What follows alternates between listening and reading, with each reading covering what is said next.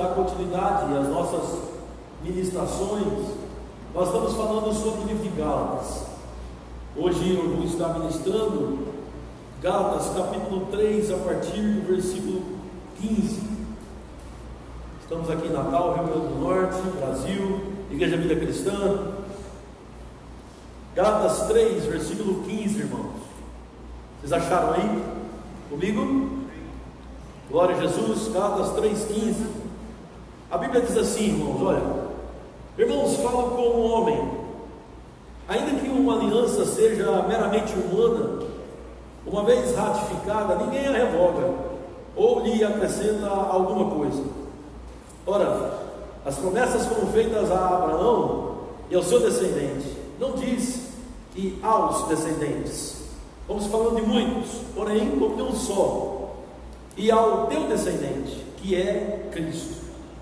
Eu digo isto: uma aliança já anteriormente confirmada por Deus, a lei, que veio 430 anos depois, não a pode abrogar, de forma que venha a desfazer a promessa.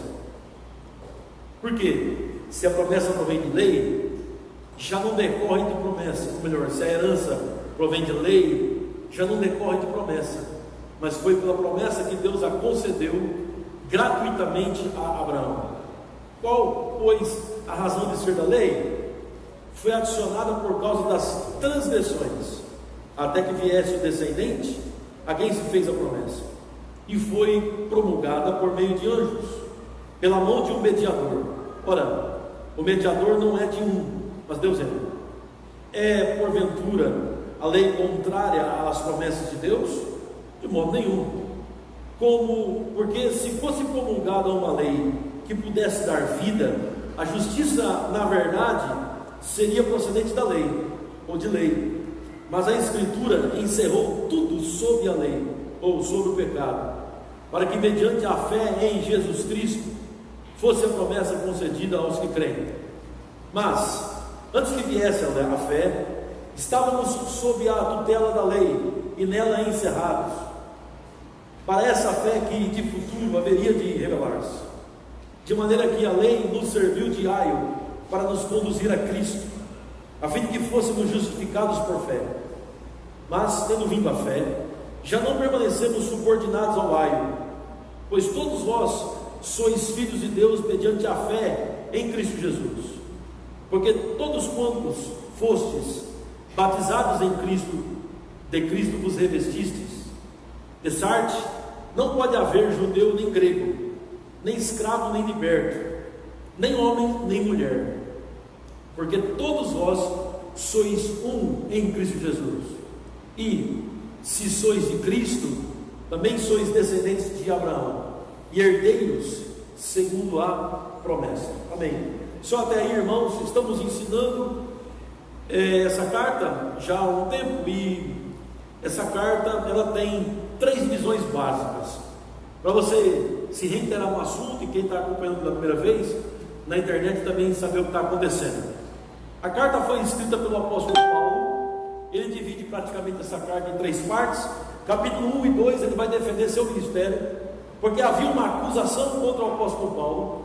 Ele montou igrejas na região da Galácia, basicamente em 4 lugares, e essas igrejas, irmãos, foram fundamentadas na palavra, cresceram com o genuíno evangelho da graça.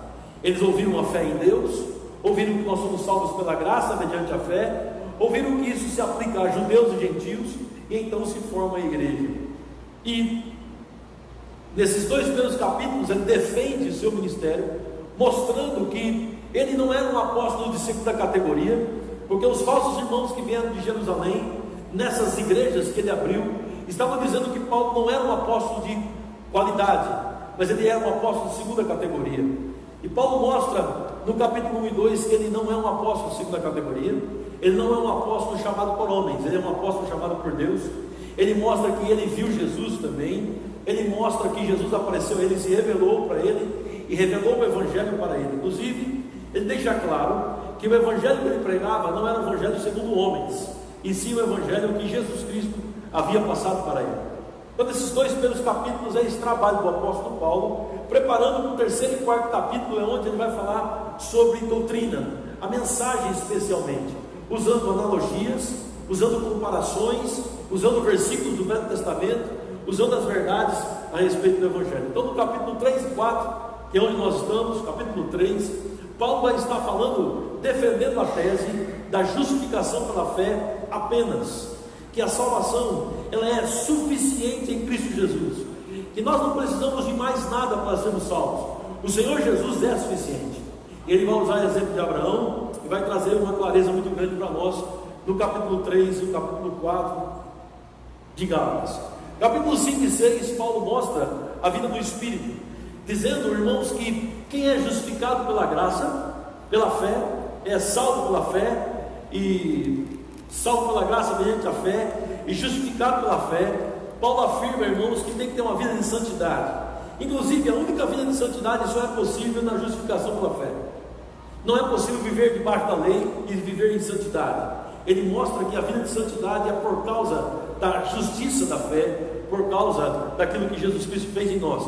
E ele termina esses dois capítulos 5 e 6 falando de que o que realmente importa na vida cristã, e o que realmente importa para o apóstolo Paulo, para mim e para você, é o ser nova criatura.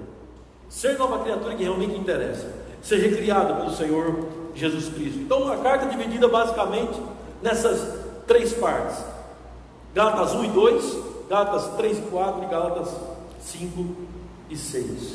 Eu estou falando agora no capítulo 3.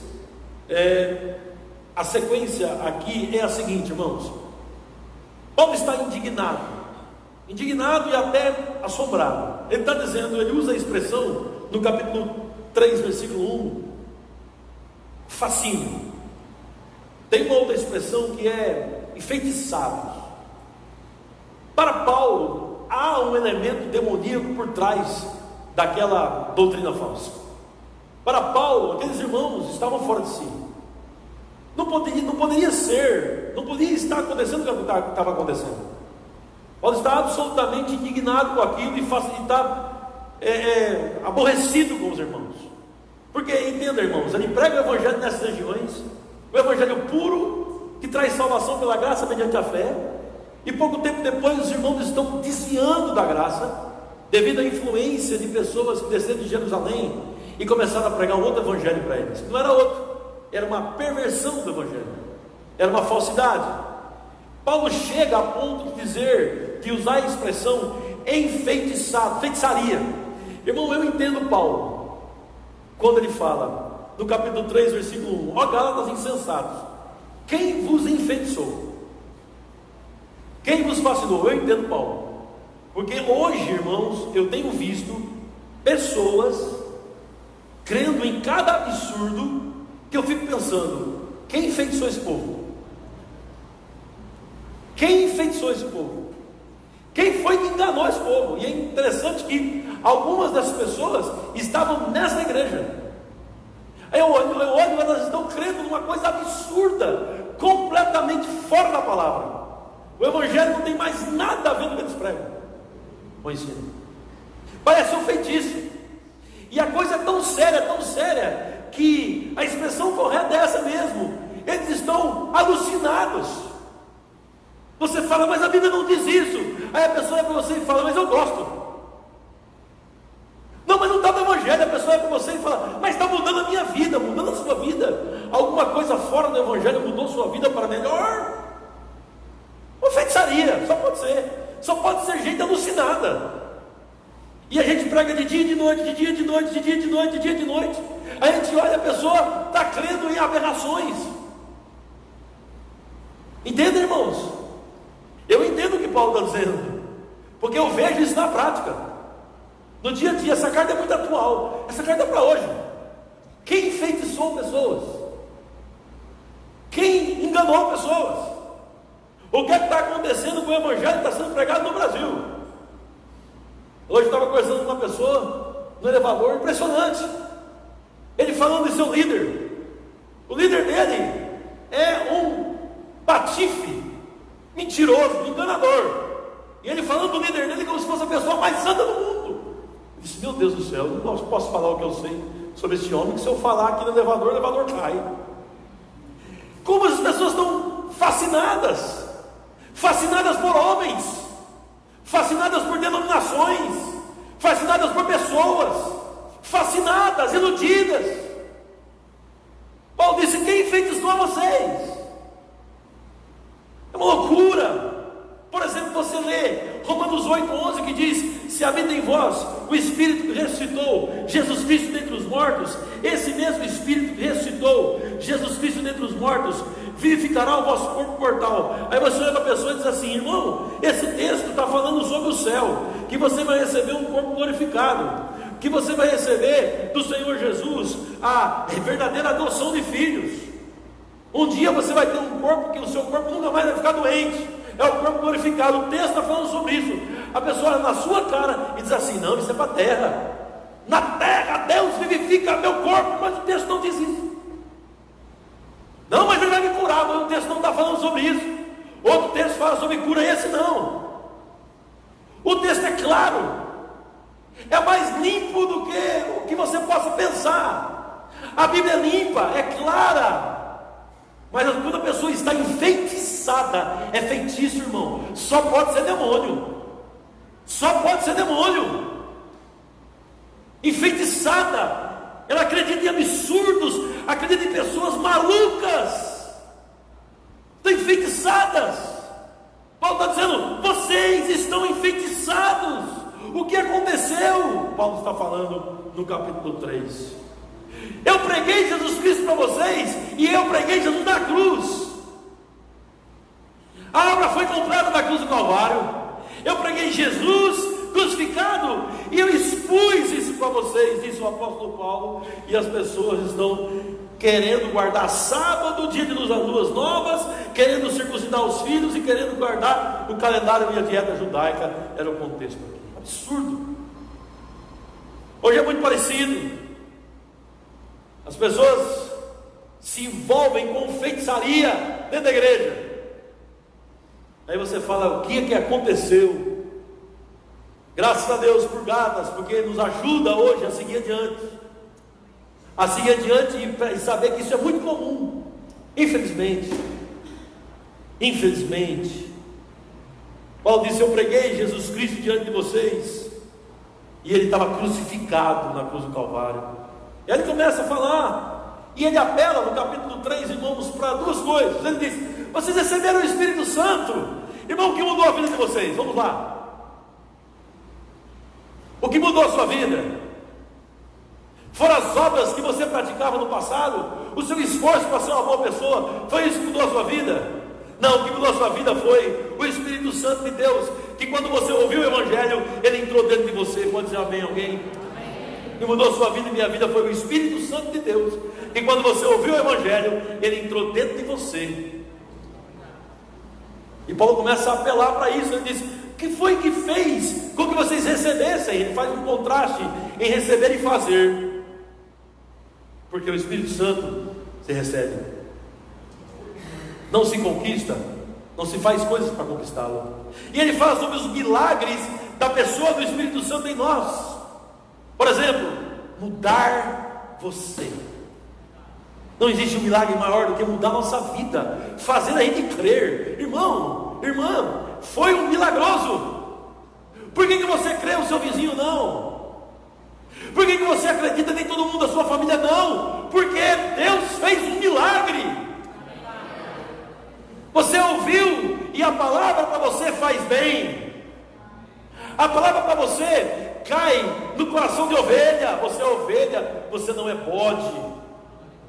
E Paulo está dizendo: você ouve o Evangelho, e por causa disso você creu e recebeu milagres, recebeu o Espírito Santo. Não foi por causa de obras, não foi por determinação humana, não foi porque a gente se esforçou bastante, igreja. E ele começa a usar o exemplo de Abraão. Estou na introdução para chegar no assunto mais forte que nós vamos tratar hoje, de revelação, mais profundo, porque precisa conhecer um pouco do Velho Testamento e da história que Paulo está falando.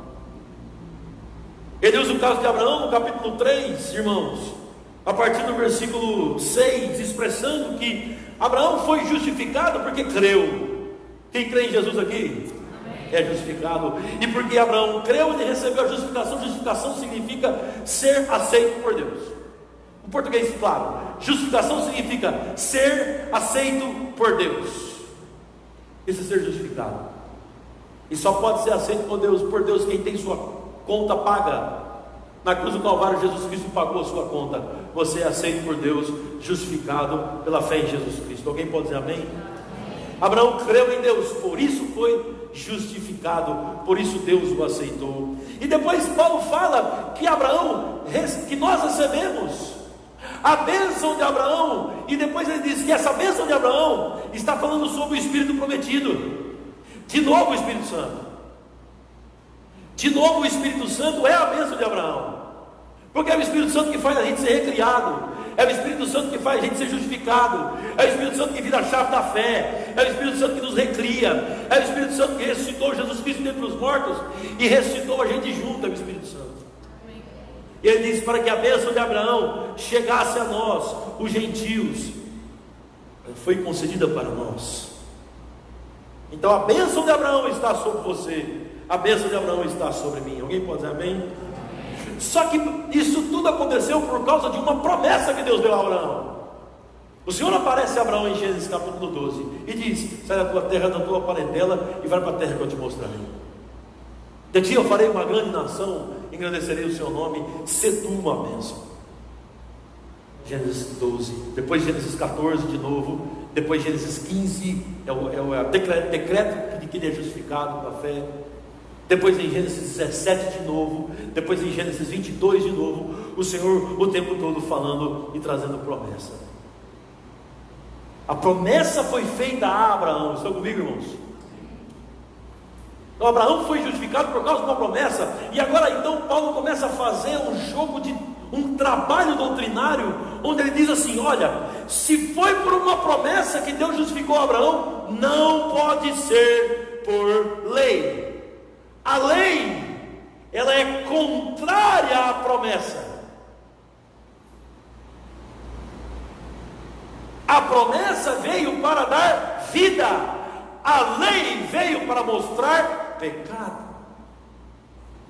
E ele começa a fazer agora um trabalho, irmãos, que envolve muito esforço e conhecimento doutrinário.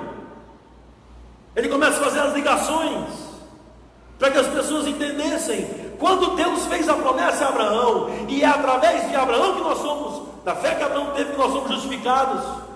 A mesma fé, Abraão é pai de todos nós, porque Abraão creu em Deus, é isso que foi imputado por justiça. Entendem? Como sombra, nós cremos em Deus, e isso nos é imputado por justiça também, não como sombra, mas como realidade. Como Abraão creu, nós cremos. A fé que Abraão teve, nós temos. Entendem, irmãos? E Abraão recobrou o seu filho dentre os mortos, e nós cremos na ressurreição de Jesus Cristo dentre os mortos, por isso somos justificados. Aleluia. Então ele é claro em dizer que justiça é a fé de Abraão. Desculpe, justificação pela fé é a promessa dada a Abraão que ele recebeu. Justificação pela fé. E vem como? Pelo Espírito prometido. Foi dado à igreja. Veja aí, irmãos, capítulo 3, versículo 13. Cristo nos resgatou da maldição da lei, fazendo-se ele próprio maldito em nosso lugar, como está escrito. Maldição em nosso lugar. Por que está escrito? Maldito todo aquele que for pendurado em madeiro, para que a bênção de Abraão chegasse aos gentios em Jesus Cristo, a fim de que recebêssemos pela fé o Espírito prometido. Está vendo aí onde é que está a bênção de Abraão? Espírito prometido. Quantos creem nisso? Amém. Aleluia. Chegou a nós em Cristo Jesus. E no versículo 16 ele dá a dica. Ele diz assim, ó, na verdade deixa claro, ó, capítulo 3, versículo 16: ora, as promessas foram feitas a Abraão e ao seu descendente. Não diz aos descendentes, como se falando de muitos, porém como de um só, e ao teu descendente, que é Cristo. Então quem crê em Jesus Cristo aqui? A bênção de Abraão chegou em você, porque você crê em Jesus Cristo. Deus disse que o descendente de Abraão, a promessa seria para ele. Jesus Cristo é o descendente de Abraão. Nós temos em Jesus a promessa para nós hoje. Está claro esse embasamento, irmãos? Está claro? Está? Ok, então vai para o texto, versículo 15. Paulo agora quer humilhar. Humilhar, é exatamente essa palavra. Ele quer humilhar essa doutrina falsa de que a justificação é pela lei. Ele quer humilhar, ele vai usar um comparativo que é de humilhação. Olha só, versículo 15: irmãos, fala como homem, ou seja, agora eu vou baixar o nível. No nível mais baixo, que é no nível do ser humano, escute: ainda que uma aliança seja meramente humana, uma vez ratificada, ninguém a revoga nem acrescenta coisa alguma. Paulo está dizendo, aqui embaixo na terra, entre os seres humanos, quando alguém faz uma aliança com alguém, se cumpre. Você acrescenta outras coisas, não fica inventando, cumpre a aliança. Aqui embaixo, entre os terrenos, vocês estão entendendo, irmãos? Aqui embaixo. Aí ele vai comparar com Deus daqui a pouco.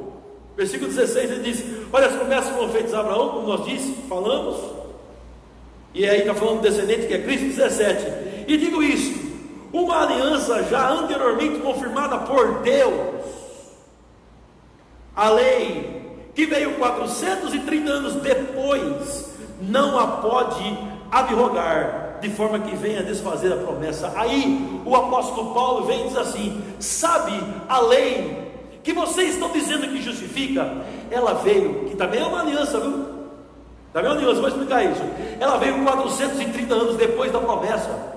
A promessa é 430 anos mais nova, ou melhor, mais velha, mais antiga. Abraão apareceu 430 anos depois, apareceu a lei. Aí o apóstolo Paulo pergunta: peraí, quando Deus fez a promessa a Abraão, ele inventou uma lei 430 anos depois para colocar nessa promessa? Não, ele não fez isso, porque homens não fazem isso. Nem homem que tem dificuldade de cumprir o que fala, nem homem que não é fiel, nem os homens. Imagina Deus, igreja. Deus não é homem para que minta, nem filho do homem para que se arrependa. Havendo ele prometido, não fará. Deus prometeu a Abraão, ponto final. Vai vir o seu descendente, é Jesus Cristo. Vocês estão entendendo, justos? Então Paulo diz: não pode uma outra aliança, porque a lei é uma outra aliança. Que aliança é a lei? Aliança da condenação. Que aliança é de Abraão? Aliança da graça. Abraão recebe a aliança da graça. A graça vem pela promessa. Você percebe que promessa se dá bem com graça? Vocês estão comigo, irmãos? É porque o assunto é tão complexo, irmãos, e precisa pegar. Eu sei explicar direito, só Deus nos ajuda aqui. Vem aqui, irmãos, olha. Você percebe que graça se dá bem com promessa? Percebe? Percebe que promessa se dá bem com fé? Eles se combinam, entende? Promessa, graça, fé, está tudo interligado. Mas você percebe que obra não se dá bem com graça? Você percebe que obra se dá bem com lei?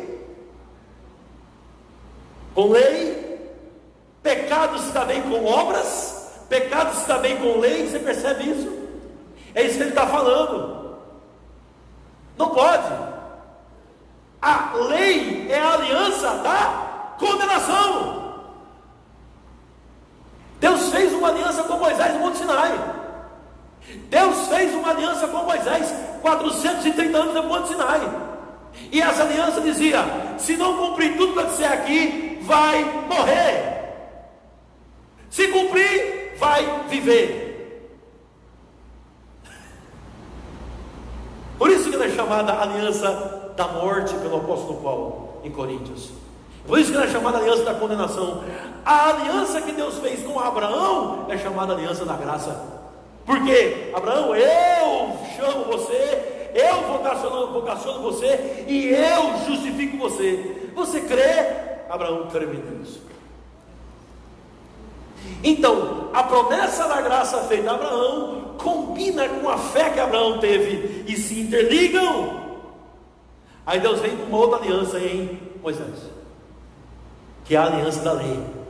chama o povo de Israel ao Monte Sinai, Êxodo 19, apresenta a lei para eles, e diz, e aí? Aí o povo de Israel cai na asneira de dizer, nós vamos cumprir. Vai cumprir? Tudo? Ah, tá certo. Então, se cumprir tudo tem vida. Agora, se errar um ponto, é culpado de todos. Por isso que a lei é chamada aliança da morte. Ela veio para condenar. Está claro agora, irmãos? E Paulo está dizendo, gente, como é que Deus pode mudar? Não está mudando as coisas. A aliança da lei veio depois. Com qual objetivo? Vamos ler? Qual o propósito? Vamos ver? Vamos lá. Está ficando mais claro agora ou não? Está, irmãos? A gente pode fazer uma provinha depois? De 0 a 10? Podemos? Aleluia, vamos lá. Vou ler de novo, 17, digo isto: uma aliança já anteriormente confirmada por Deus, a lei, que veio 430 anos depois do que? Da graça, não a pode abrogar. Não a pode abrogar quem? A aliança com Abraão, de forma que venha desfazer a aliança com Abraão, que é chamada promessa. Não pode desfazer a promessa. Estão comigo, irmãos?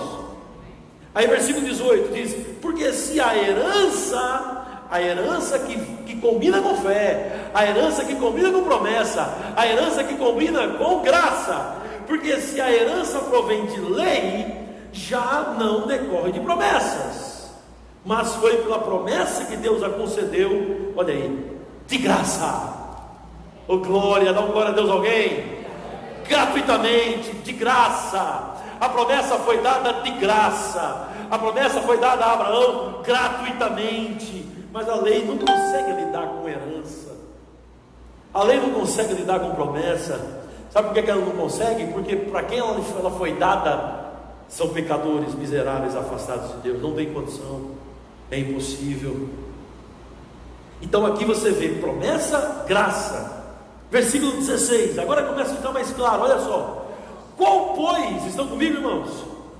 19, desculpa, irmãos, é porque a letra é tão pequenininha aqui na minha Bíblia. 19, qual pois a razão de ser da lei? Então por que veio a lei então? Ué, já não tinha promessa? Por que Deus inventou a lei? Ele vai dizer, foram vários motivos pelos quais a lei veio, mas aqui ele vai dizer esse motivo aqui, ó. A lei veio, foi adicionada por causa das transgressões, até que viesse o descendente a quem se fez a promessa. Quem é o descendente? O descendente de Abraão, que é Jesus Cristo, a quem se fez a promessa, até que ele chegasse. Essa lei, ela foi promulgada por meio de anjos, pela mão de um mediador, Moisés. Então escuta aqui comigo, irmãos, olha aqui, olha como isso é poderoso. Tudo bem, Senhor, entendemos que é a promessa, entendemos que é graça, entendemos que é fé. Agora ficou claro, mas por que então a bendita da lei? Complicou, não parece que complicou? Não, irmãos, a lei, ela foi dada por causa das transgressões, por causa do pecado, gente. A lei teve que vir, porque senão o ser humano não iria saber que era pecador miserável. Irmãos, nós nos achamos, a gente se acha, a igreja, a gente se acha, a gente faz uma coisa certa, acha que nós somos o bambambam. É assim, a gente sempre inventa uma historinha. O ser humano é pecador, irmãos. Ele sempre faz um somebody love para tentar se justificar. A gente se acha. Aí o Senhor manda a lei para dizer o quê? Você não tem saída, rapaz. E agora você vai ver que Deus pega todo mundo, é que poderíamos fazer um teatro. Deus pega todo mundo e coloca num balaio só. Ele coloca todo mundo num balaio só, chamado lei e pecado. Ele junta judeu, gentil. Vem cá, todo mundo, vem cá. Eu vou colocar vocês aqui e os prende, cerca. A palavra é encerrado. Original do hebraico, não, do grego, onde foi escrito, é Deus os prendeu lá. Deus encarcerou o homem no pecado e na lei, judeu e gentil, colocou tudo junto e disse: todos são pecadores, afastados e miseráveis de mim. Miseráveis, afastados de mim e miseráveis, todos sem exceção, não podem me agradar, estão perdidos, fechou o cerco. E agora? E agora você tem uma saída. Dá um grito lá dentro: me ajuda, Senhor, eu estou perdido. Deus, me ajuda, eu estou preso aqui. E é isso mesmo, esse era o objetivo: encarcerar, prender todo mundo debaixo de pecado, para que para que sentisse necessidade, porque senão, irmãos, a gente ia se achar. E Deus diz: Ele deu por causa da transgressão, até que Jesus chegasse, até que o eleito viesse, até que o predestinado viesse, até que o santo viesse, até que o amado de Deus chegasse, a quem foi feita a promessa, até que o descendente de Abraão chegasse. A quem a promessa foi feita? Os irmãos estão entendendo, amados? Tinha que chegar esse momento, e chegou. Versículo 20: ora, o mediador não é um, mas Deus é um. É a porventura a lei contrária às promessas de Deus? A pergunta é sim ou não? Não, a lei não é contrária às promessas de Deus. Eu pergunto: tem condição da lei ser contrária às promessas de Deus? Teria condição da lei ser contrária às promessas de Deus? Uma pergunta, um pouco na prova: tem condição ou não?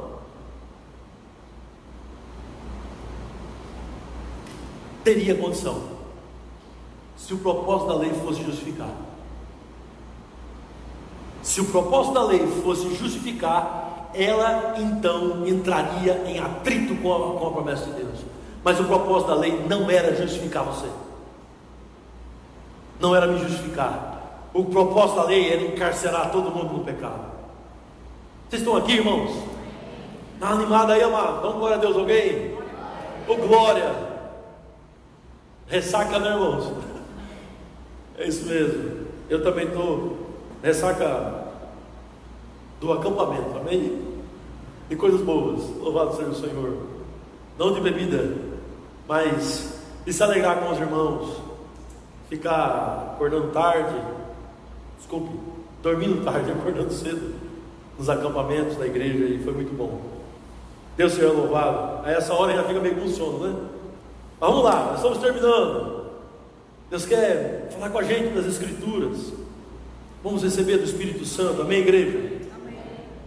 Vamos animar com essa palavra, olha que linda.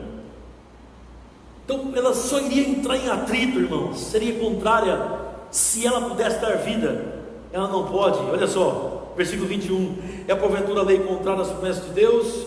De modo nenhum, porque se fosse promulgada uma lei que pudesse dar vida, a justiça na verdade seria procedente de lei, mas não tinha condição. Então não foi o objetivo da lei esse.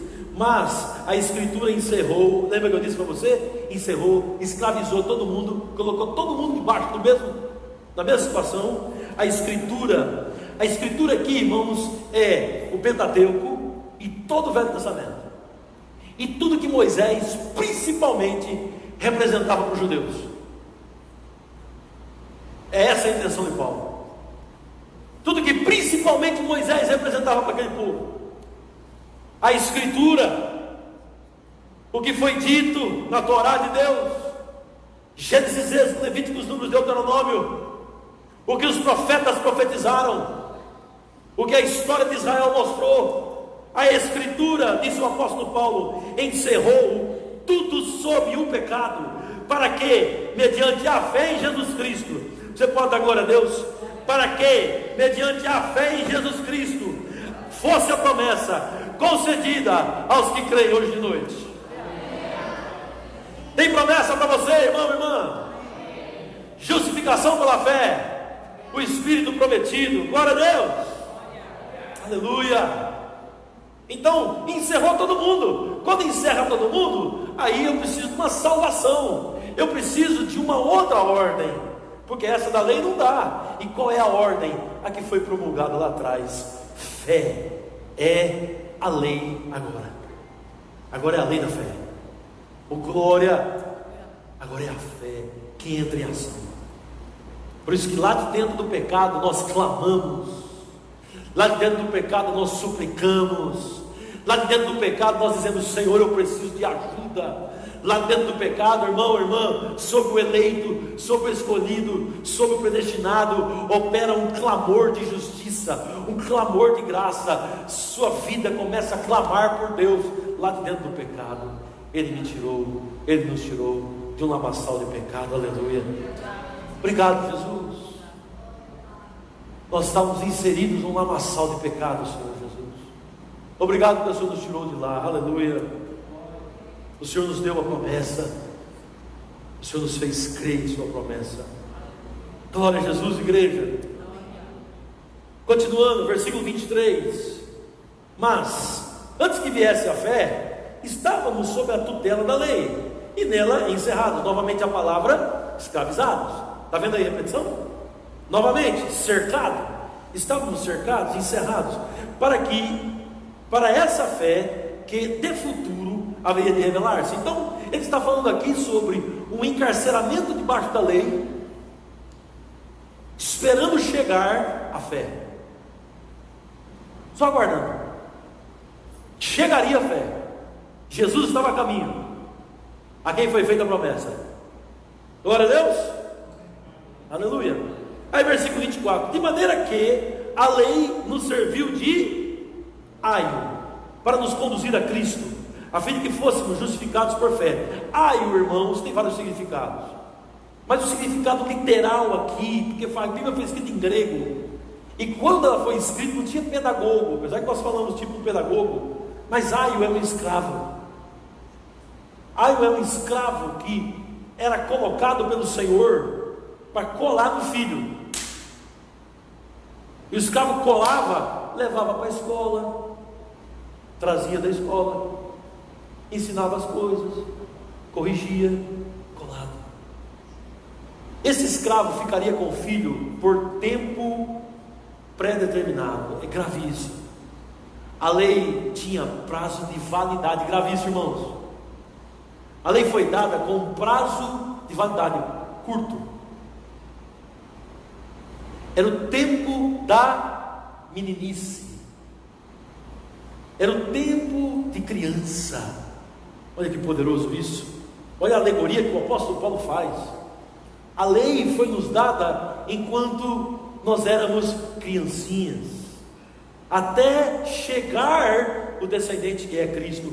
Então a lei pega e diz: olha, é aquele ali que pode te salvar. É aquele ali que pode te salvar. Porque a lei, irmãos, ouça, para você entender bem direitinho, a lei fica buzinando no seu ouvido: está errado, está errado, está errado, está errado, o tempo todo. Essa é a lei. Ela buzina: não dá, não tem jeito, está errado, está condenado, errou, fracassou. Ela buzina, ó, o tempo todo aquilo. De tanto buzinar, você quer se livrar dela, não é isso? Por isso que a linguagem falada da lei é de escravidão. O escrito de dívida que era contra nós, no qual constava de ordenanças, nos escravizava. Então ela lembrava-nos: você, eu, nós precisamos de ajuda.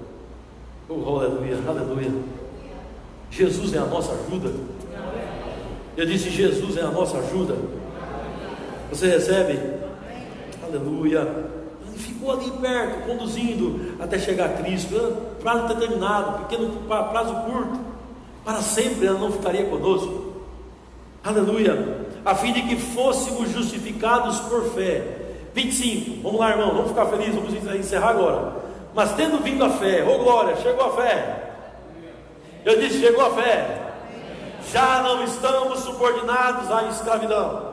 Chegou a fé, já não estamos mais subordinados à lei. Chegou a fé, já não estamos mais debaixo de aio. Chegou a fé, igreja. Não há mais necessidade, irmãos.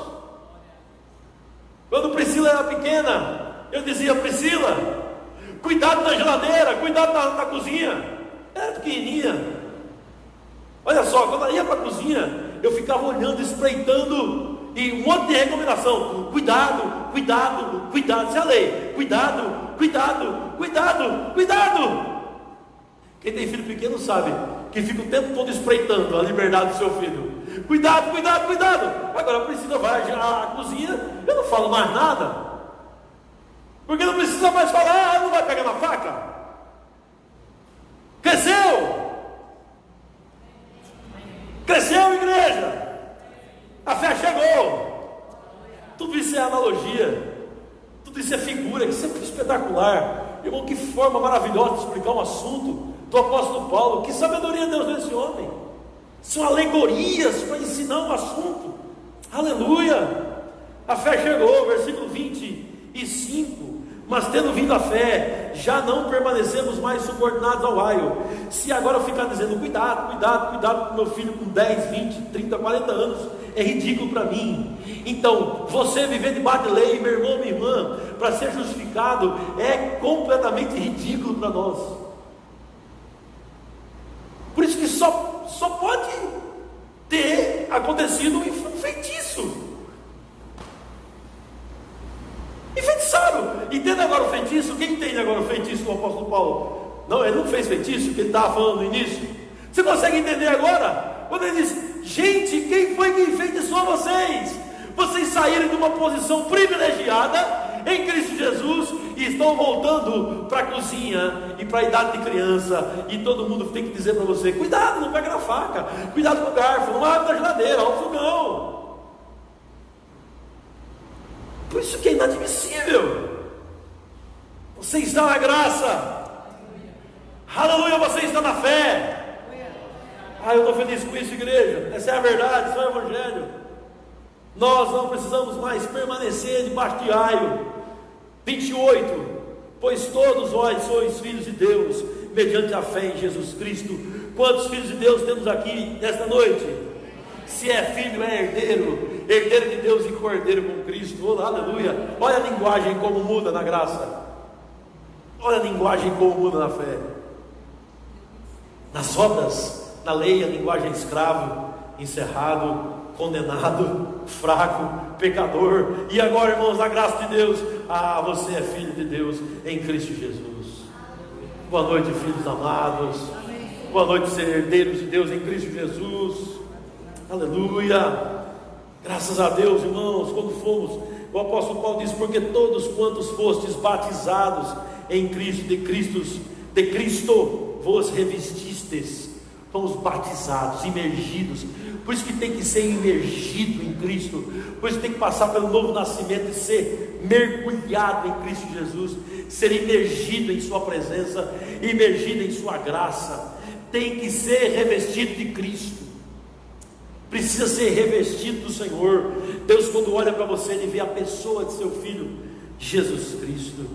Aleluia. De sorte, de sarte, não pode haver judeu, não pode haver mais grego, nem escravo, nem liberto, nem homem, nem mulher, porque todos vós sois um em Cristo Jesus. E se sois de Cristo, também sois descendentes de Abraão e herdeiros segundo a promessa. Glória a Deus. Boa noite, herdeiros segundo a promessa. Boa noite, povo abençoado. Aleluia, que bênção, irmãos. Que felicidade, que carta linda, irmãos. Que carta magna. Magna, que carta grande. Que carta importante. Que maravilha, irmãos.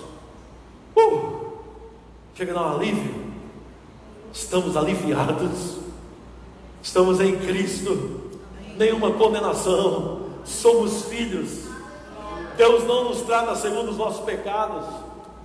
A lei do Espírito da vida em Cristo Jesus nos livrou da lei do pecado e da morte.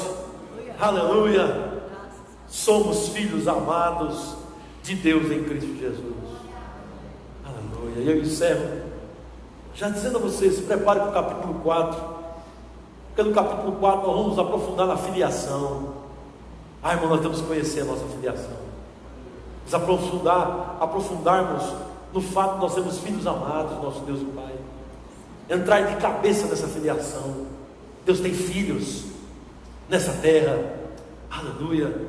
E esses filhos são chamados em Cristo Jesus irresistivelmente. Louvado seja Deus. Se prepare nisso.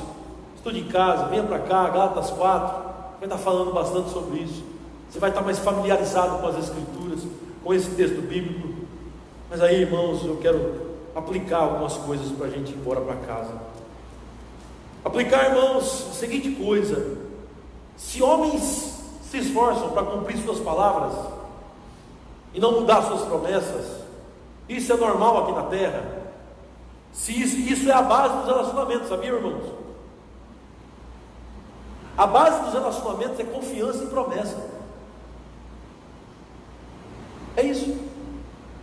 O cartão de crédito te dá um crédito e você passa, porque o cartão de crédito acredita que você vai pagar no final do mês. É base de relacionamento. Ninguém se relaciona com ninguém se não confiar. Ninguém, irmão, ninguém.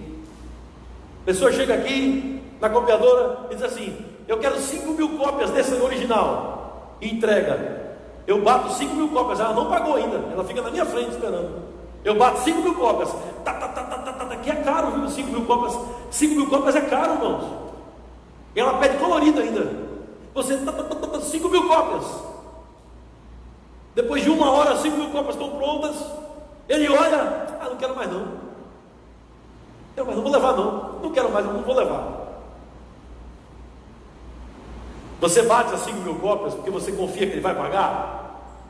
Certo, irmãos? A base do relacionamento se chama confiança. Por isso que adultério é tão ruim. Por isso que adultério é tão nocivo.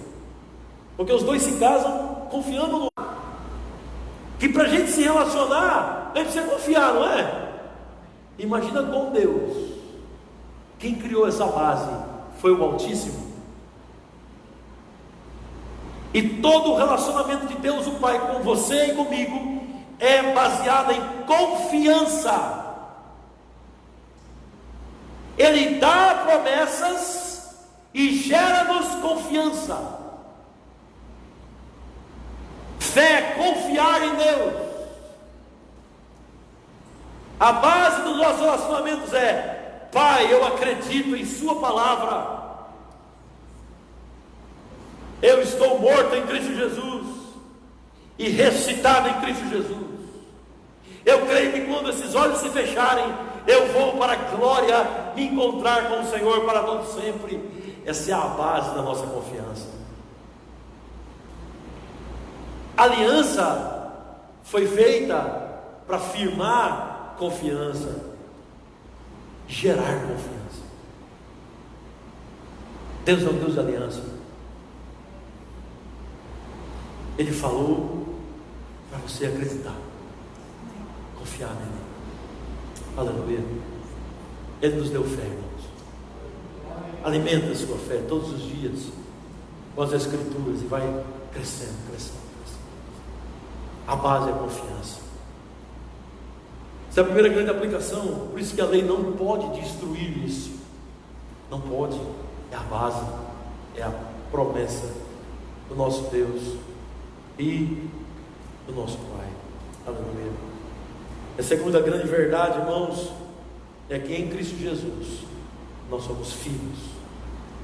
E se nós somos filhos, somos herdeiros de Deus e cordeiros com Cristo.